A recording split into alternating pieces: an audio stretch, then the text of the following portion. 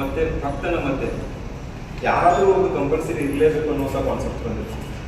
ಯಾಕಂದರೆ ಭಕ್ತ ಡೈರೆಕ್ಟಾಗಿ ದೇವರಿಗೆ ಕಾಂಟ್ಯಾಕ್ಟ್ ಮಾಡಲಿಕ್ಕೆ ಆಗಲ್ಲ, ಮೀಡಿಯೇಟರ್ ಒಬ್ಬರು ಇರಲೇಬೇಕು. ಜೊತೆಗೆ ಆ ಮೀಡಿಯೇಟರ್ ಕಂಪಲ್ಸರಿಯಾಗಿ ಅಹಿಂಸಾ ಮಾರ್ಗದ ಮೂಲಕ ಪ್ರಾಣಿ ವಧೆ ಮಾಡಿ ಅಥವಾ ಯಾವ ಜೀವಹಾನಿ ಮಾಡಿ ದೇವರನ್ನು ಖುಷಿಪಡಿಸುವಂಥ ಒಂದು ಕಾಲ ನಡೆದು ಅಂಥ ಟೈಮಲ್ಲಿ ಮಹಾವೀರರ ಜನ್ಮ ಆಗುತ್ತೆ.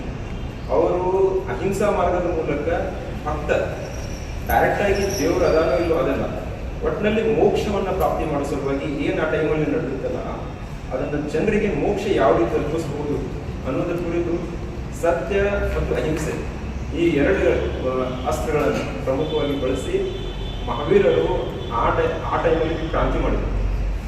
ಇಡೀ ಜಗತ್ತಿನಾಗ ಅಹಿಂಸೆಯ ಮಾರ್ಗವನ್ನು ಹೇಳಿಕೊಟ್ಟು ಆ ಕಾಲದ ಒಂದು ಏನು ಡಾರ್ಕ್ ಏಜ್ ಇತ್ತಲ್ಲ ಅದನ್ನು ಮತ್ತೆ ಒಂದು ಸುವರ್ಣ ಯುಗ ಅಂತೇಳಿ ಚೇಂಜ್ ಮಾಡಿ ಅಂಥ ಒಂದು ಯುಗ ಮತ್ತೆ ನಮ್ಮ ದೇಶದಲ್ಲಿ ಬಹಳಷ್ಟು ಕಾಲಘಟ್ಟಗಳು ಬರ್ತಾ ಹೋಗ್ತವೆ.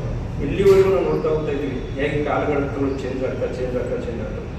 ಅದರಲ್ಲಿ ಕೂಡ ಜೈನ ಸಮುದಾಯದವರು ಕರ್ನಾಟಕದಲ್ಲಿ ಬಹಳಷ್ಟು ನೆಲೆಯೂರಿ ಕರ್ನಾಟಕದ ಕನ್ನಡ ಭಾಷೆಯ ಅಭಿವೃದ್ಧಿಗೆ, ಸಾಹಿತ್ಯದ ಅಭಿವೃದ್ಧಿಗೆ ಬಹಳಷ್ಟು ಕೊಡುಗೆಯನ್ನು ಕೊಡಿದ್ದಾರೆ.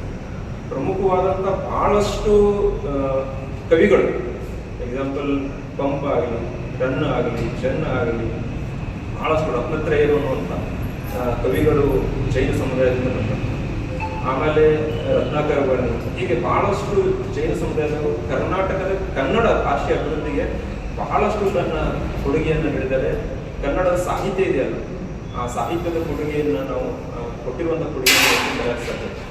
ಕನ್ನಡ ಒಂದು ಪರಂಪರೆಯನ್ನು ಬೆಳೆಸಲಿಕ್ಕೆ ಅವರು ಮಾಡಿರುವಂಥ ಒಂದು, ಅದಕ್ಕಾಗಿ ನಮ್ಮ ಕರ್ನಾಟಕದಲ್ಲಿ ಎಸ್ಪೆಷಲಿ ಈಗಲಾದರೂ ಜೈನ ಸಮುದಾಯರು ಬಹಳಷ್ಟು ಜನ ಇದ್ದಾರೆ. ಮತ್ತು ನಮ್ಮ ಆರ್ಥಿಕತೆಗೂ ಕೂಡ ಬಹಳಷ್ಟು ಅವರು ಕೊಡುಗೆಯನ್ನು ಕೊಟ್ಟಿದ್ದಾರೆ. ಇಡೀ ದೇಶದ ಆರ್ಥಿಕತೆಗೂ ಕೂಡ ಜೈನ ಸಮುದಾಯರು ಬಹಳಷ್ಟು ಕೊಡುಗೆಯನ್ನು ಕೊಟ್ಟಿದ್ದಾರೆ.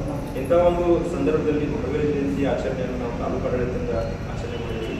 ಎಲ್ಲರಿಗೂ ಮಹಾವೀರ ಜಯಂತಿಯ ಶುಭಾಶಯಗಳನ್ನು ಸಹ